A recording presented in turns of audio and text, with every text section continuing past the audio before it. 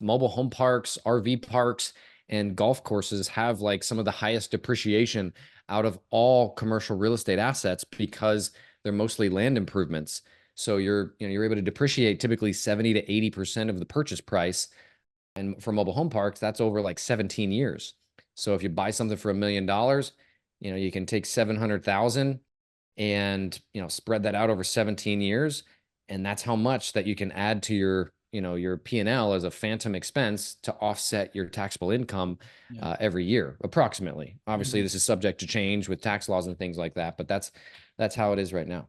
If you're a real estate agent earning $200,000 a year and you want to grow your passive income, this show is for you. Learn secrets other agents use and hear from experts in our field who will guide you on your journey to investing in assets like apartment communities so you can take your commissions and turn them into cash flow. Here's your host, Randal. Let's dive in. All right. We're talking mobile home parks today with a massive operator, Andrew Keel of the Keel Team. He's one of the top 100 owner of manufactured housing communities. He has over 3,000 units or lots under management, and he's got over 40 different parks across the United States. So great conversation. If you are looking at mobile home parks as an investment opportunity, I know that he has offerings from time to time, and you can go straight to the show notes and reach out to him through the show notes. Again, Wealth of Knowledge has a ton of information. We talk about underwriting. We talk about how to find sellers and some basic tools that you can use, some of the things that you need to do as far as due diligence goes when you're looking at parks. So it's a great conversation. If you're getting value out of the show, please go on, rate and review, gives us a better rating and helps us bring on guests just like Andrew. And without further ado, let's jump in, talk to him. Here we go. Andrew, welcome to the show. It's good to have you on. I appreciate you taking the time to share your knowledge with us. I want to jump in. We're talking mobile home parks heavy today. So if you could, again, you just told me, but tell us, the areas that you're investing in and really what you're focused on as far as the size of mobile home park and maybe some of just the high level points. Yeah, we're buying mobile home parks, 50 lots or more in the middle of the United States. So from North Dakota down to Arkansas, across to Georgia and up to Pennsylvania. That middle core is what we're targeting. Looking at like secondary markets like your Indianapolis, your Sioux Falls, Des Moines, Iowa's, Fayetteville, Arkansas's. Those are the markets we're going after. And we're looking for mobile home parks that are owned by mom and pops that we can add value to. And mobile home park value add is pretty straightforward. There's a 70 lot park.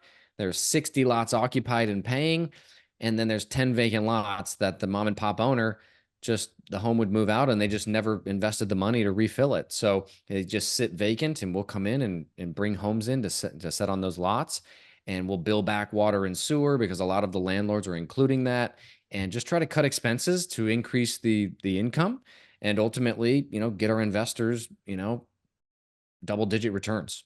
Okay, awesome. Having done this for a number of years, why settle on 50 plus? Like, where did that number come from, and how did you get to I guess your current buy box? Yeah, so we do syndications where we pool together investors, and there's the threshold just needs to be enough for it to be worth it for everybody involved, right? The cash flow needs to be high enough. So we find that 50 lots or higher, gets the gross income up to a high enough level where everybody involved makes a decent chunk and it's worth it for everybody. We started out and we bought some smaller deals that were 30 lots or so, and they were harder to manage, right? The expense ratios are higher because your revenues are lower and you have some fixed costs, right? Like management and your taxes and insurance and things like that. So yeah, we just found that we can get the ideal returns at those 50 plus lot parks. Okay. Now, are you doing it? You said one of the value add items is moving homes on. So you're buying them, moving them on. Are you doing a lot of guys that I talk to mobile home, they are like totally against having any park owned homes. And so do you do something on the back end? Are you rent to owning that home? Are you owner financing that home? Like, or are you just like, we That's own it? exactly right. Yeah. So we'll bring in homes and then we'll do like a a rent to own arrangement with the end resident. Yeah. So they are buying the home and eventually they will own the home and just be paying lot rent to be on the pad. Okay. So yeah, you have two separate leases, or do you have rent to own single lease until they actually own it? So it's not like an actual rent to own arrangement. It's called a rent credit arrangement. Just basically some Dodd-Frank, workarounds. Yeah. But then we'll have the lot lease agreement for the lot. Then we'll have a rent credit agreement for them, buying the home. And then, that they basically will pay, the home owning entity and the real estate owning entity. All right. How did you even get into this? Let's go back a little bit more, because I know some people who are doing it, like locally. I talked to them, some of my kids' friends' parents at school, they're talking to me about it. And I've seen it being around real estate for a long time. So how did you get into it? Was it like your first, like, I know this is growing up, I want to be a mobile home park operator? Like, what was it that got you into it, man? Yeah, no, I thought I was destined for Wall Street. I was going to be an investment banker and went to school for business administration and finance, and that was kind of my path. And then I started in sales out of college, was selling to real estate agents, and I noticed, the commercial guys seemed to just really be the guys that were crushing it, that were making really good money. And so I was just naturally attracted to that. Started flipping houses on the side of my W-2 sales job, doing like 4 a year, nothing crazy, and doing some wholesaling, trying to find off-market houses. And then through that, I was mailing out yellow letters, got a lead for 2 mobile homes about an hour and a half north of where I live in Orlando, in like Ocala, the Villages. And it was a motivated seller, went up there, bought these 2 mobile homes for $1,100 a piece. Came home, got on YouTube and typed in how to make money with mobile homes. And I found this video from a guy named Lonnie Scruggs, who wrote a book called Deals on Wheels. And he basically teaches people how to buy mobile homes and then sell them on contract to an end buyer. And you're just basically creating mailbox money, that he called it, from selling the homes, not the mobile home park, just the homes themselves. So that's how I got into manufactured housing, was doing Lonnie deals. I did like 20 of those. And that's how I got out of the rat race, because I had enough money coming in that was offsetting my monthly expenses. So I was flipping houses, doing Lonnie deals on the side.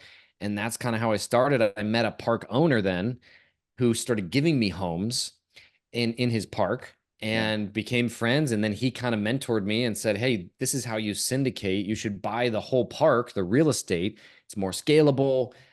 There's tax benefits. You can get financing. And he basically taught me like the syndication model, where I could raise money for the down payment and improvements, and then I can, share a piece of the equity with the investor pool. And I just went all in on that once I learned that that was a thing. When was that? Like, what time frame, year? That was 2015.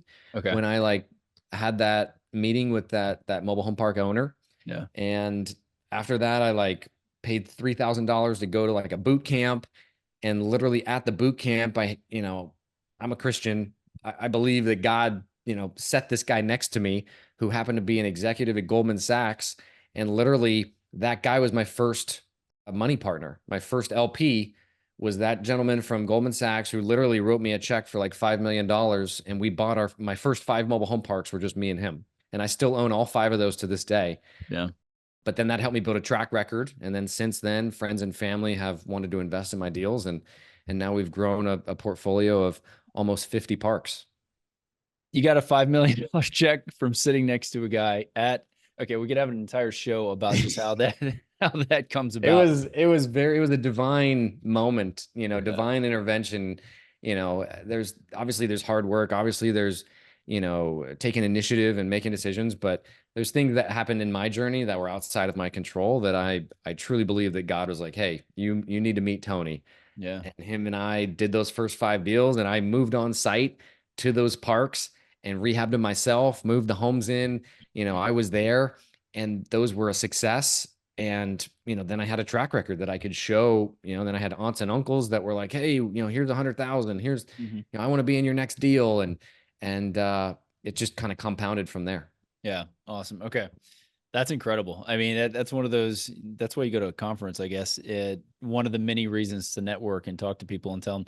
So, I mean, again, that's a very unique setup to meet somebody and then they give you that capital. So obviously you had something that you were doing. I don't know if it was like my ego's checked to the door. I'm here to learn, and this guy sees my enthusiasm. And so what do you think led to that happening? I mean, he took a chance on me, Okay. at the end of the day. Like there's no way, like he took a risk, but I think like I showed him, some of my flips that I had done, and he knew that I had like the project management experience from doing that. But and I showed him the Lonnie deals that I was doing, so he knew that I kind of knew basic project management and construction. But I mean, and we started with one. We didn't just buy all five at the same time. We bought one park that was outside of St. Louis that was 67 lots off market. I was cold calling. That's how I got that deal. Got all the info, shared it with him, put a business plan together, and he committed to that one. And then when that one was successful, where we were able to return his money before, geez, I think it was 22 months we owned it, and I had already rehabbed and refinanced and pulled out the initial money. Yeah. And then we went and did another one, and then the same Yeah. thing. So it Yeah. it was over the course of a couple years, but yeah, I mean, he took a Yeah, chance, that's 100%. incredible. Yeah, yeah. No, that's incredible. Obviously, yeah, you had to go do the work, and so you found a deal. I just didn't know if he gave you money and he's like, you can do this, Yeah, just or like, figure this out. I No. have a deal, and it's not a blind pool fund type deal. It's like, okay, all right, you Yeah, had he an asset that you knew, could. Yeah, and he was at the boot camp, so he had a general knowledge of like, hey, is this a good deal or not? yeah, So I think that that's helped. awesome. Okay, well, that's an awesome story, man. Getting that deal, getting the first one, and I love that you moved into the park to rehab them. I had a lender I was working with a long time ago, and he had this problem property in Corpus Christi, which is like 2 hours south of us. And he's like, I just need to do something with this. Like, I don't even know what to do with it. And I went down there, did the same thing. It was like, I'll solve your problem. Went and took care of it for him. Moved in. He's like, that was insane. Anyway, it's just one of those stories. Like if you put in the effort and you show that, then it pays off tenfold. So it's very cool that you moved into the park and you were there. Thank you. On Yeah, at the time it was very nerve-wracking, and there's a stigma, right, around mobile home parks in general, and that's the elephant in the room. But I think when you're there and you're living there, which I lived there for 4 months, you meet the people, you meet the residents. Like these are not 8 Mile. These are not like the mobile home parks you see on Cops. Most mobile home parks are just nice subdivisions for just lower income families. Like they're normal people. They're not like, I think there's just a stigma. They're like, oh, there's just so much crime in these things, and it's just such a bad place, which couldn't be, further from the truth. Yeah, no, I agree with that. No trailer park boys like jokes or anything need to have. Yeah, I'm sure you've seen that Canadian. There's apartment complexes, there's housing subdivisions that are trashed, right? Like, and there's mobile home parks that are trashed, right? It's all based on the management and all of that. But like most mobile home parks are not that, right? Like most of them are actually, fairly nice. And in the Midwest, the stigma of living in a mobile home is not as strong as it is in the Southeast, in my opinion. Like it's more normalized. Hey, you go to college, you get married, you live in a mobile home, you save up until you can buy a house, and then you go buy a house, and that's just more normalized and affordable, way more affordable. Yeah, we were just talking again. The guest I just had on, we were talking about affordability and how they're trying to figure out and solve that problem. It's such a difficult problem to solve, but mobile homes, I think, it definitely one of the avenues that leads there. Okay, so let's talk Lonnie deals real fast before we move on, because what your strategy was, buy them, and then did you have to move them to a park? No, so they're already in the park. Got it. Okay. Buy them, and the sellers are very motivated to sell these things because they're stuck with lot rent. So the guys that I bought these two homes from, he was paying $600 a month a piece for lot rent, plus utilities, because he had to pay like the minimum utilities, even though utilities were shut off. So he was very motivated to get rid of these things, and he just wanted to get rid of them. So he sold them to me for $1,100 each. And these are like vinyl sided shingle roof homes. They probably, I just knew they had to cost like at least 20 grand each to build these things. So I knew I was getting a deal and he just wanted rid of them. It was like a probate situation. Yeah. So yeah, bought them. I paid the lot rent for a couple months while I cleaned them out. There was a bunch of like old furniture and, weird stuff in it. So I just cleaned it out, fixed some of the holes in the walls and things like that. Didn't even paint it, just cleaned it really well. Mm-hmm. Put it on Craigslist, which back at the time was like the go-to place to sell these things. For sure. Yeah. But now, Facebook Marketplace is, the new Craigslist. Mm-hmm. And I had like 25 people reach out the first day. And then they go get approved at the park, fill out a background check, get approved at the park. And then I sold them, I think it was $2,000 down and $250 a month for 5 years. That's what I sold each of them for. Yeah. So then I had that 250 coming in and I already got my money back from the down payment. Yep. So it's, anybody could do it. You just have to take initiative. You got to get out there and you got to, catch them quick because they do sell fast. Yeah. No, I bought $1,000. This lady needed to get rid of hers. I paid $1,000, very similar. They moved out, left, and then I just owner financed somebody for like $3,000. It was not a nicer home, right?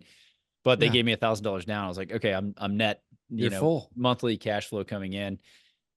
She moved in and there were like cats in the walls. Like it was like turned into this. That one turned into this whole thing. But yeah, that strategy and that model, I love that model because I've done that a lot on different types of assets. And if you're not starting out with a big capital base, like I didn't have, mommy and daddy money, right? Like I didn't have like a big nest egg I could fall back on. Like I was starting from scratch. I knew that being a landlord was like a pathway to financial freedom. Rich dad, poor dad was in the back of my head, but like I didn't have the money to go buy an apartment complex or something like that. But this was a very low basis way to get into something that was going to provide, residual income.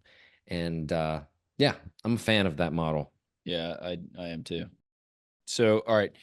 I want to talk. You are buying these things. So one, I want to get into like the value add programs that you're doing. Maybe give it a second. First, start with you went from those deals into these larger deals with your backer, right? Goldman's your golden ticket. And then you got friends and family on the deal. So I'm kind of curious, like how did either the financing or the partnership model change from going solo, spending your own cash? Now you have a partner. Was that a 50-50 split or was there some kind of like promote setup compared to what you have now? Just so that a lot of what I'm always want to talk about is, we are earning commissions, and what do we do with those commissions as agents? Like we need to invest them somewhere. And so what does the return profile look like for this type of asset class, Yeah, that's great. Yeah, geez, where do I start? So my first investor, questions there. My first investor, I didn't have a track record, right? So I offered him a 10% preferred return. So he got the first 10% that the property generated, that the cash flow generated. And then he got 50% of the cash flow on the back end after he got his money back. So he got 10% on his money while it was out. Then we refinanced, he got his money back. The 10% stopped, but then he got 50% of the cash flow into perpetuity after that. And then I got the other 50%, but I didn't have to put any money up. So, his money was prioritized, first. And then after the fact, after I was able to return his money, we split it on the back end. And on that deal, I didn't even take a management fee. Because I was like, hey, I'm not going to take a management fee. Like my equity is going to be my benefit. So that's how I set up my first deal and managed it for free for a few years and then got his money back. And then it was, we were good. At this point, my deal structure is different. I have a broader investor base and my investor base really just wants like as close to a guarantee of a double-digit return that they can get, versus leaving their money in a CD or something like that, earning 4%. So, we have a 10% preferred return where they're getting 10% on their money. And then after that, depending on the deal, there's a split of the cash flow after they get their money back plus 10%. Then there's a split of the cash flow after that, which usually we try to refi our deals in 5 years and return that initial equity. So that's kind of how we set up our deals from like an LP GP standpoint, but it's always prioritizing the LP money. It aligns us with our LPs. I invest as an LP in every one of our deals. I'm typically the person putting in the most money. And it just gets you a good return on your money. Also, the tax benefits aren't talked about enough. Mobile home parks, RV parks, and golf courses have like some of the highest depreciation out of all commercial real estate assets because they're mostly land improvements. So you're able to depreciate typically 70 to 80% of the purchase price. And for mobile home parks, that's over like 17 years. So if you buy something for $1 million, you can take 700,000 and spread that out over 17 years, and that's how much that you can add to your P&L as a phantom expense to offset your taxable income every year, approximately. Obviously, this is subject to change with tax laws and things like that, but that's how it is right now. Yeah, no, that's interesting. I didn't know that's how you're doing it. And I was going to ask you about cost seg, if there's anything that you do on that front to accelerate the depreciation, or if it's just a straight line 17-year land. It is right now, I think it's 60% this year. They've been phasing the 100% bonus depreciation, which was even better, down 80% and 60%, 40%, I think. And then it's going to, the bonus depreciation will phase out. But yeah, we're still getting cost segs on our parks. I mean, it's just really helps us, offset and get our investors, a negative number on that K1, which helps offset some other income, or it can help offset other income. Yeah. Okay. Thanks for sharing that, because again, I always want to know the structure. Are you typically doing accredited, or are you doing 506Bs? Are you doing crowdfund? Like, how are you? We've done both 506B and 506C. So 506B is like just friends and family. 506C is accredited investors only, where we're like marketing for deals and for investors to come join us. We've done both. It just depends on the deal and kind of how much capital we need to raise. Yeah. So this leads in perfectly to talking about what you have, the transition from those initial deals to kind of what your portfolio looks like now and what you guys are targeting. Are you trying to go out and buy $100 million parks? Does that even exist? Like, what's a high end, low end? Yeah. They definitely exist. Yeah, our model is pretty consistent. We're more of the sniper approach instead of the shotgun approach. Yep. In my first couple of years, it was kind of a shotgun approach. Let's just send out a lot of letters and cold call a lot of owners. And we bought some smaller parks that now, looking back, our expense ratios are higher on those smaller parks. We just have less revenue coming in, so to offset some of our fixed expenses. But now, it's more 50 lots or above in those secondary markets, buying direct from mom and pops. We're cold calling owners. 99% of our properties have been bought off market direct from the mom and pops. And we sleep well at night knowing, hey, we're buying this from a baby boomer who wants to retire. There's 10 or 20 vacant lots. They're including water and sewer in their rent, and we can bill that back. We use a system called like sub-meters called Metron Farnier that we put under each home. So we track the water that's going in and we can bill them for that. And it helps us identify if, like, for example, the flapper goes bad in a toilet and the toilet's just running water all day long. And then, in some parks, the landlord doesn't notify the tenant. And next thing you know, they have a $400 bill for the month for water. And then the tenant is having affordability issues. We're looking to do a service for our residents by saying, hey, within 24 hours, Metron Farnier sends us an email and says, hey, lot 12 has very high usage compared to the norm. There's something going on here. And then our on-site manager goes and knocks on their door, gives them a notice, says, hey, something's going on in here. You're using a lot more water than normal. And maybe they have guests in town or something like that. Okay. But a lot of times the toilet's running and we help them. We'll have a local plumber come and let's just replace your flapper for $15 and save you, a lot of wasted water. It's good for the environment, good for the resident, good all around. For sure. I knew that there was leak detection equipment like that you could put on. I didn't know that it was tracking and you could use it for like sub metering, almost like rebilling purposes. So that's fantastic that it tells you that the usage, not just like it's higher than normal. And that was one of the big areas where it could eat up a whole month's cash flow, right? Because think of these are affordable housing, low income tenants, right? They need to get their brakes replaced on their car. And then that same month, their toilet flapper breaks and they have a $400 water bill. Yeah. A lot of them, they get in a bad situation and they just leave. They just abandon the home and they're like, I got to move back in with my parents. I can't afford all of this. Where if we can get ahead of it and help, prevent some of those lost expenses, it just does wonders. It helps the resident and helps us. All right, let's talk about this then, because I want to get into the value add approach and some underwriting, like what you're looking at, some assumptions that you guys make. So, I mean, you've touched on them, but you're going into a park and let's say that it's a 50 pad park and 20 are vacant, right? Completely gone. What is your cost to get 20 new homes? You know, like what's a per home cost? And then how long does it typically take you to fill that thing? And what is your cash flow on a per unit basis typically like that you're targeting? Because I honestly don't know like the return profile that a park should be kicking off to say, hey, this is a good deal. You know, is it a 10 cap? Is it a, you know, like a lot of questions, man. A lot of questions. Yeah. Yeah. So typically, we like used homes and new homes. New homes, to bring one in and get it set up and everything's probably around 45 to 50,000, Okay. which isn't bad. And there's chattel lenders out there that you can use to finance those. Used homes, you can typically infill for 20 to 25,000 on a vacant lot, a used home, but there's risks with that, right? The home condition, you may need to rehab it.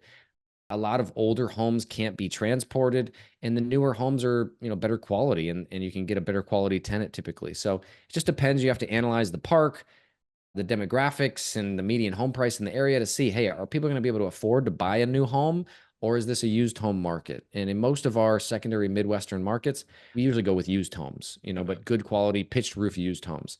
Yeah. From a return standpoint, we're looking at, can we get this to a 9 cap or higher by the end of year 2? So it's, we're looking at, what do we need to do here? What can we do to trim expenses or increase revenues to get this to a 9 cap or higher by the end of year 2? And then you're typically using local banks for our financing and doing a 5 to 7 year fixed rate. And then our whole goal is to refinance with agency debt. They're the best debt you can get in the asset class. That's Fannie Mae and Freddie Mac. And, they're government sponsored lenders that are basically incentivizing you to invest in mobile home parks to preserve affordable housing, because there is an issue with mobile home parks where a lot of them are being redeveloped and torn down and raised into other, asset classes, because they have that multifamily zoning that they'll tear the mobile homes down and build multifamily apartments, grade A apartment complexes that are not affordable housing. So it's like one of the only asset classes where there's more being torn down every year than there are new ones being built, because it's very hard to get new mobile home parks zoned, because of NIMBY, not in my backyard, and other initiatives against it. So it's unique in that aspect. But yeah, that's kind of the return profile we're looking for, Randall. Got it. Okay. And so are you buying mainly in cities that have NIMBYism, or is it like outside? NIMBYism's everywhere. I mean, it's For sure. everywhere. It's crazy. I mean, in Texas, there's some new parks being built, like in the county where like the zoning's, a little bit easier and things like that. But it's That's what I mean. Yeah. In elsewhere, cities or out. yeah, it's very hard in the city to get something, zoned and approved, and to get the utility infrastructure, like to get city sewer, city water, which is more valuable. It's very hard to do that. Where like in the county, you put in a wastewater treatment plant or septic, and those parks are worth less, but you can get them zoned outside, Yeah. outside Are city you guys, limits. are you doing any development, or We're is there? not. Yeah. Yeah, we still believe that for the next 5 years, there's lower hanging fruit Yeah. on existing mom and pop owned mobile home parks, because like 70% of the mobile home parks, something around there, are still owned by mom and pops that only own like 1 or 2 assets, 1 or 2 parks. So, they're not sophisticated. They're not running it. Professional management isn't running these things. They're doing it themselves. And there's a lot of meat on the bone typically, value add wise, if we can buy direct. Yeah. All right. So then on the I've heard you talk about the expense ratios quite a bit. So, multifamily, you can get 50 to 55% expenses on a ratio. So on a mobile home park, what are you typically seeing or trying to target when you are looking at your underwrite? Yeah, some states, have higher taxes than others, but typically we're looking around 35 to 40% expenses is kind of what we're performing that we can get it to. And the biggest, aside from taxes, like what are you seeing as the biggest expense that? Taxes and management. I mean, this is affordable housing, so property management, we typically have an on-site manager that lives in the park and is like a resident manager that keeps an eye on things. And then off-site management kind of dictates, hey, deliver this notice, or, creating statements and taking payments, those type of things. Got it. Okay. And so getting back to the value add, when you're going out and buying these parks, biggest, easiest low hanging fruit, is it adding the homes? I mean, that seems like a big expense, so it may not be the easiest, but And it's labor intensive to yeah. infill and fill the vacant lots. I would say the biggest value add that's like right away, no brainer, is the water sewer bill back. A Yeah. lot of landlords like just include that in lot rent, and lot rents are low also compared to like how apartment rents have gone up. Lot rents are on average across the country, I think like $350, $400 a month, in the markets that we're buying in. So, lot rents are low and they're including water sewer. Well, nobody, most apartments everywhere is billing back for utilities for the water sewer usage. So we can go in and drop our expenses typically by like 5 to 10% of our gross revenues by just billing that back off of usage. And then it also conserves water. We see that the total consumption drops by like 33% when we bill it back compared to when the park just included it free for everybody. Yeah. Somebody just leaves the water running. Yeah. We Yeah. used to we had duplexes and some things like that. And hey, we'll take care of the water and electric. And it just turns into like windows open, doors open. We got the AC running all day. The day we turned it into hey, this is on you. Yeah. Shocking. It's like, Yeah. yeah, it's obvious, but at the time we thought we were doing the right thing. Okay, so let's look at this as though, I've never bought one of these, right? So if I'm going out and I'm shopping around, I'm literally on Craigslist right now looking at all kinds of stuff, right? And I wanted to buy a park, or I wanted to go direct to seller, even take it back that far. What are some of the best strategies for finding the lot owners and going direct to them, either by calling, like what's the best lead source and how to contact them? So I think, you want to pick an area, right? I know you're in San Antonio, great area. Pick an area, and then, get on like the GIS for your county and search mobile home parks. Try to find that like zoning or that layer and find all the mobile home parks, and then create a list of all of them that, meet your criteria. Maybe you want ones that are, 30 lots or more, right? And then create a list of all of those and get the owner name and get their, address of where they get their tax bill. And then typically you can go, there's a website for free. I think it's called Fast People Search Now. Yeah, fastpeoplesearch.com. It's like a free website where you can type in person's name and their city, state, where they live, and it'll pop up their phone numbers, like any of the phone numbers that they've had. Like it'll free skip trace. So I would just start there and then just send like a mass text to all of them that says, hey, just wanted to reach out about your mobile home park and see if you'd be open to an offer. And then just see if anybody reaches back out, maybe just, text them, consistently, and maybe try to call them to just start a conversation and build rapport. A lot of people aren't going to want to sell the first day you reach out to them. But if you just build that rapport, you talk to them, over the course of a year or two, if they meet the profile of a baby boomer generation, chances are they're going to sell in the next 5 or so years. And, if you've built that rapport, you have that relationship with them, and they have your contact info, they'll call you.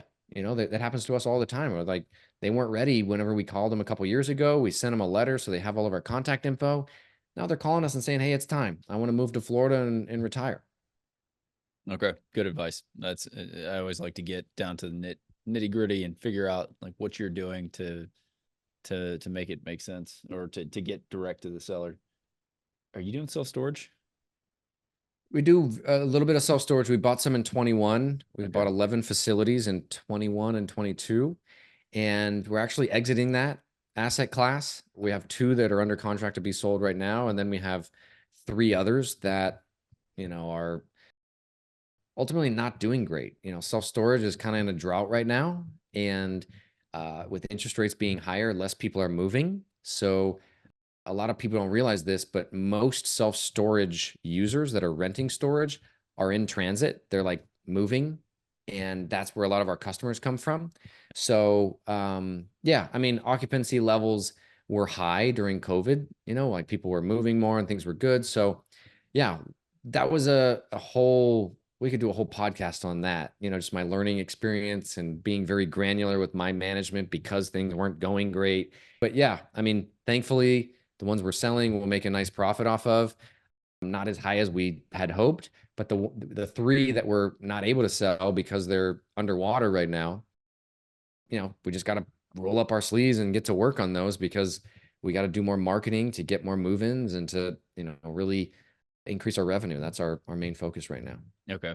Yeah, no, I just see that you had it's on my list of notes. I just didn't know if you were heavy into it, still going hard, because to me that market got saturated. A lot of institutional buyers went into it, and institutional money went into it, and it just seemed like something's got to happen here. Like like, but I mean, there's good deals, and the things with storage is like when it's hot, it's hot. Like when we yeah, had low interest rates and people were moving a lot, it was hot. I mean, occupancy rates averaged like above 95%, and you can raise rents. Like the way rents work is kind of like apartments, but it's yeah, faster, right? These are yeah, month-to-month leases. So when you have high occupancy, you have high demand, your rates go up, yeah, right? It's like it's dynamic pricing. yeah, But when occupancy and your demand is flat or it's kind of leveling off, you can't raise your prices. You're moving people in at promos. You're trying to match the big guys, the public storage, the extra space. You're trying to match their pricing and promos to get people in the door.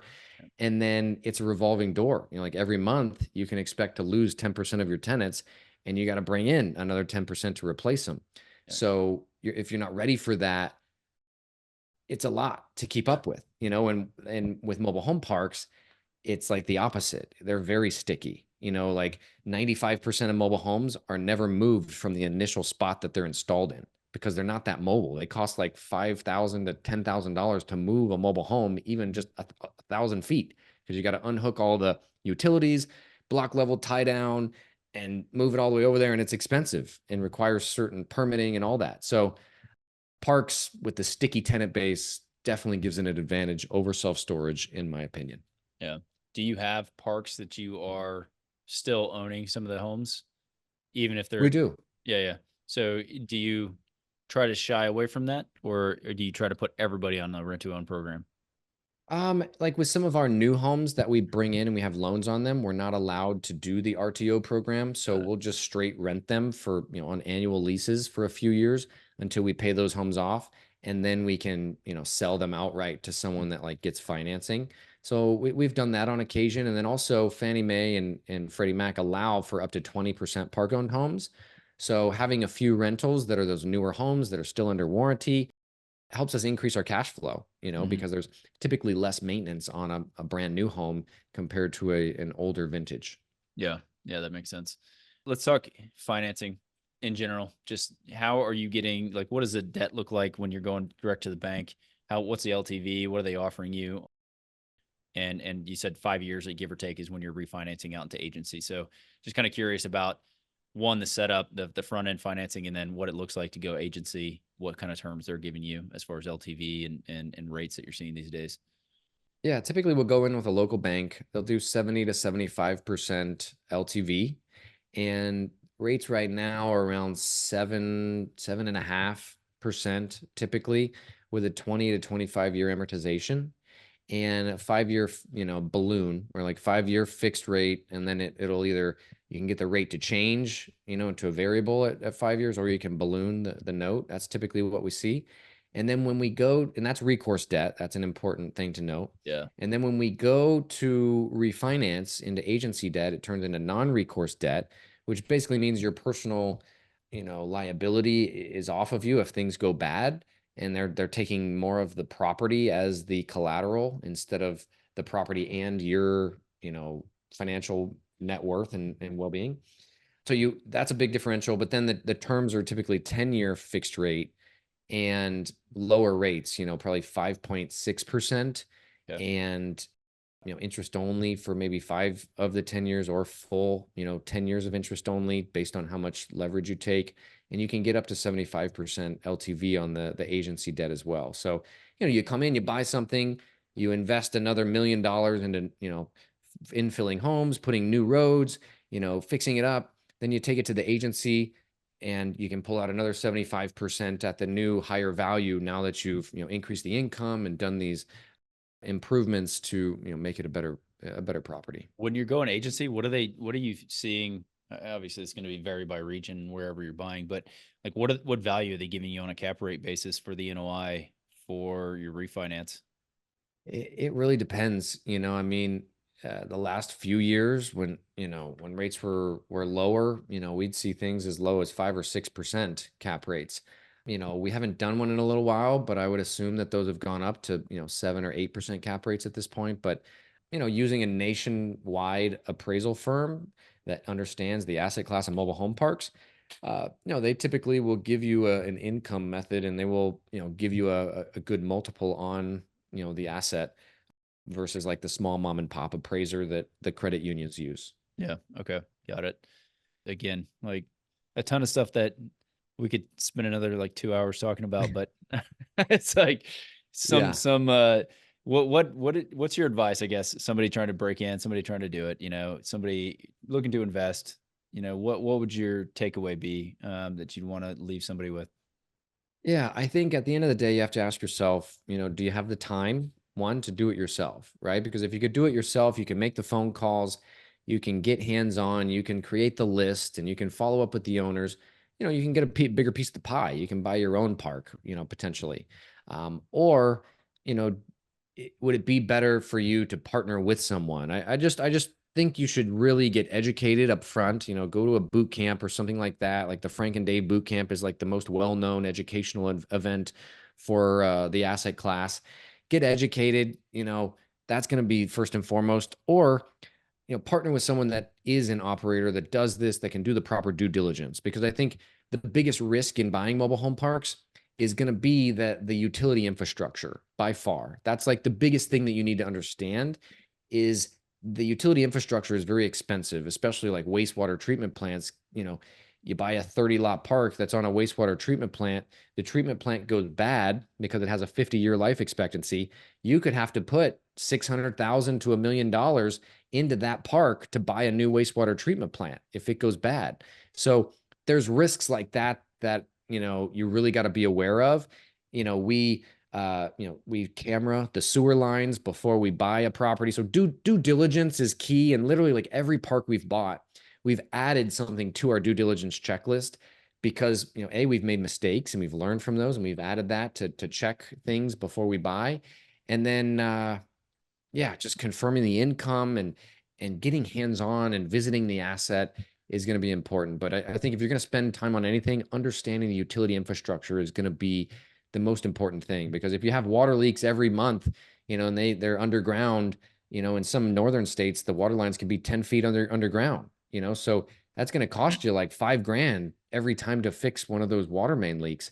And that'll eat up your cash flow quick. So just understanding that, a lot of these mobile home parks were built 50 plus years ago, and making sure that you're doing proper due diligence. And if you do it yourself, or partner with someone that does know the due diligence process so that you don't get into trouble. Yeah. Yeah. Second that. That's awesome advice. Look, man, I think we wrap it there. I'm going to leave all your contact info in the show notes. It sounds like you have offerings periodically that are coming up, and you have things that people can invest in or reach out to you if they have questions about how to do this. So again, appreciate you jumping on, sharing your information, talking about your business, what you're doing. So good luck in the second half of the year here, man. Thank you so much, Randal. I really appreciate it. Yeah, the website's just keelteam.com. That's KEEL, team, like a basketball team.com. Feel free to fill out the contact form. Would love to connect with you, even if you're just kind of interested in learning more about mobile home parks as an asset class. Perfect. All right, guys, catch you on the next episode. Did you know that 80% of the agents we speak with got into real estate in order to gain passive income so they could obtain financial freedom and become work optional? If you want to stay up to date, the best way is to make sure you're subscribed. So if you haven't done that, go ahead and do it now. We'll catch you on the next episode.